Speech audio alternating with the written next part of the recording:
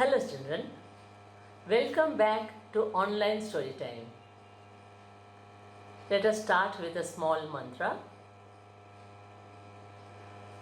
Om Sahana Vavatu Sahano Bhunaktu Saha Viryam Karavavahai Tejasvinavadhitamastu ma vidvishavahai.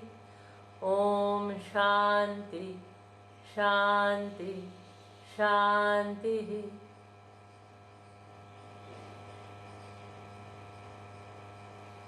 It was late 19th century India.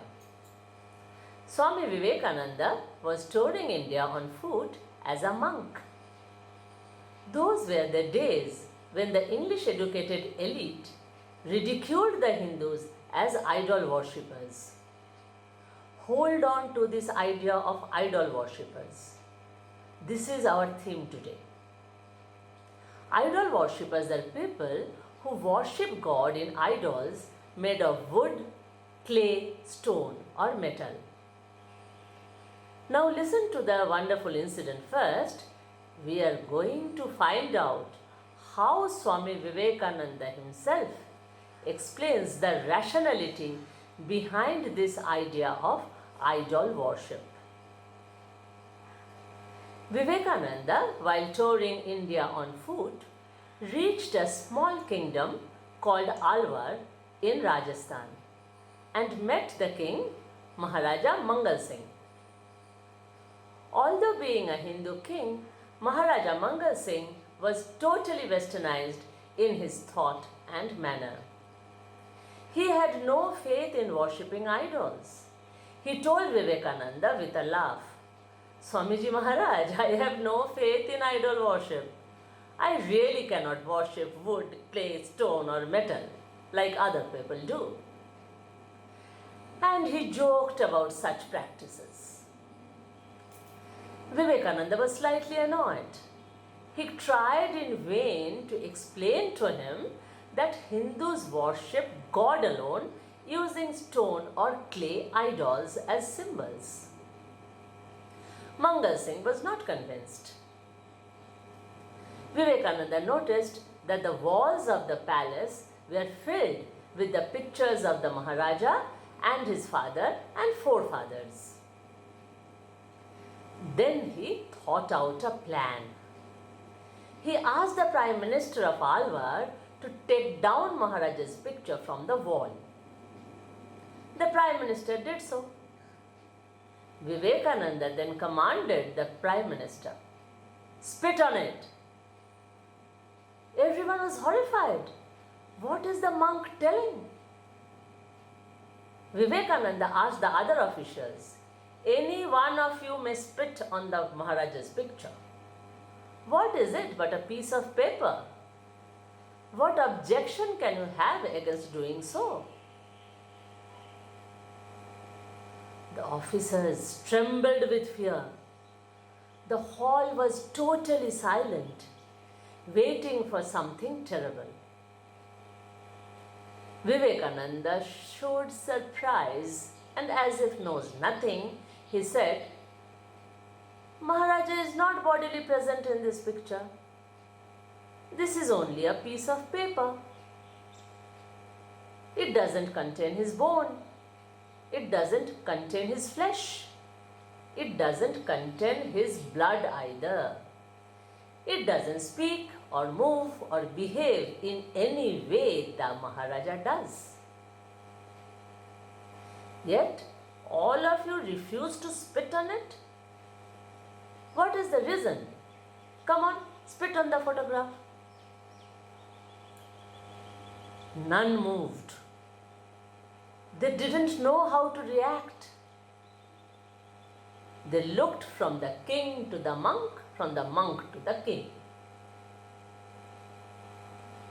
Then Vivekananda explained, let me tell you why you cannot show disrespect to this picture of the Maharaja. It is because you see in this photo the Maharaja himself. In spitting on the photo, you feel you will surely insult your king. Vivekananda then turned to the king and told him, "See, Your Highness, though this picture of yours is not you in one sense, in another sense this is you.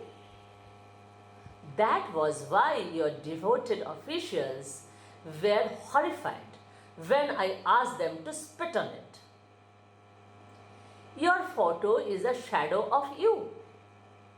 It brings you into their minds. One glance at it makes them see you in it. Therefore, they look at it with as much respect as they would have in looking at you. Similarly, devotees worship God in an idol because it helps them to concentrate on God, as the idol brings to their minds their chosen deities." Hushed silence in the hall. Mangal Singh now realized his mistake. He now understood clearly why people worship God in idols. They remember God alone when they worship the idols as God's image. They don't worship the idols thinking they are dolls of clay or metal. Maharaja Mangal Singh fell at Vivekananda's feet. He confessed, "Before this I did not understand its meaning. You have opened my eyes, Swamiji." The king became an ardent admirer of Vivekananda and begged blessings from him. I will tell you a similar incident which took place at Jaipur, also in Rajasthan. Vivekananda became intimate with Sardar Hari Singh, the commander-in-chief of the Jaipur state. Just like Maharaja Mangal Singh of Alwar, Hari Singh was English educated and therefore didn't believe in the value of idol worship. Vivekananda tried to convince him by words, but it was of no use. In the evening, together they went out for a walk. As they went along the path, they came upon a religious procession of devotees carrying the idol of SriRamakrishna and singing devotional songs.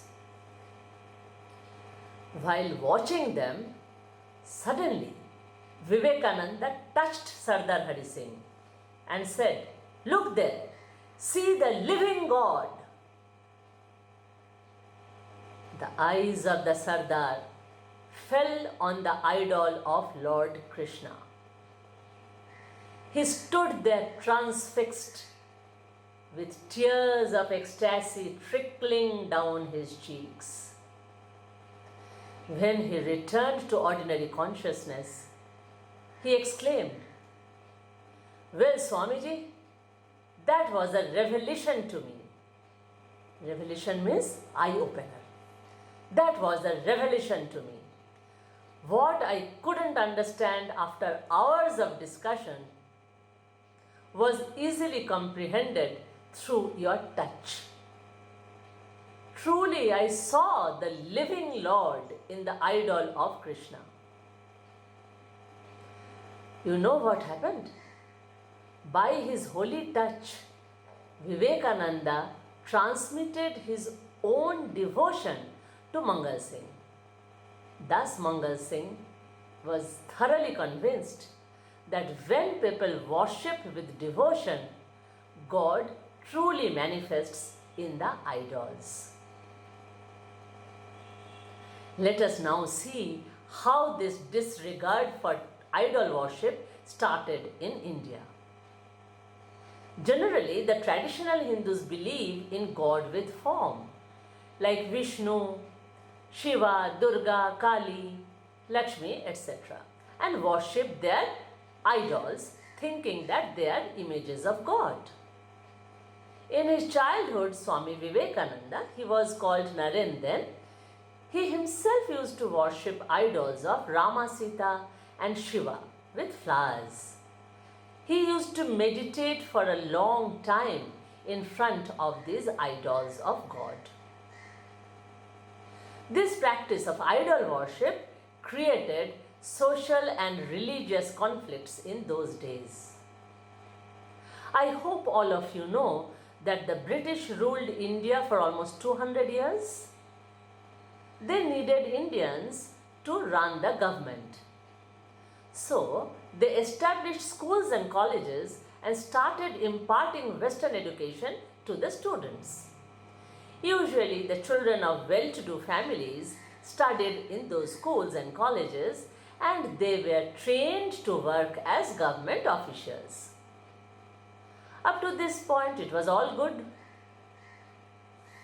But problems started in the Indian society because, along with education, the British instilled in the young students ideas of Christianity. In the 19th century, therefore, the educated population embraced Christian ideals and learned to show disrespect to the Indian traditional practices. Swami Vivekananda grew up under such circumstances. His Western education taught him to look down upon Hindu rituals and idol worship, just as Mangal Singh and Hari Singh did. Like others, Vivekananda started making fun of people who worshipped God in idols made of clay or metal or wood or stone. See, he became the closest disciple of SriRamakrishna, but did not accept the form of Divine Mother Kali, whom SriRamakrishna worshipped. After the sudden death of his father, Vivekananda was in great financial crisis, and he requested his master SriRamakrishna to pray to Mother Kali on his behalf. SriRamakrishna asked him to directly pray to Mother Kali. Vivekananda entered the temple. When his eyes fell on the clay idol, Vivekananda actually found that the Divine Mother Kali was full of life and radiating energy. He could no longer think of the clay idol of Goddess Kali as a mere lifeless doll. After this direct experience of the divine, Vivekananda's outlook changed completely. Henceforth, Vivekananda accepted the path of idol worship as a very effective way to reach God. He virtually sanctioned idol worship for all as the easiest path to remember God. 160 years have passed. We are now in the 21st century. The traditional Hindus still believe in idol worship, and the westernized new generations are still against such religious practices. Even today, the Hindus who like to call themselves secular and progressive take pleasure in ridiculing the traditional Hindu practices like idol worship. My dear children, I request you to remember the stories you heard today and take action accordingly. If you meet such people, definitely give them the fitting explanation that Swami Vivekananda gave to Maharaja Mangal Singh and Sardar Hari Singh. Then you will be able to convince them about the great ideal of Hinduism as Vivekananda did.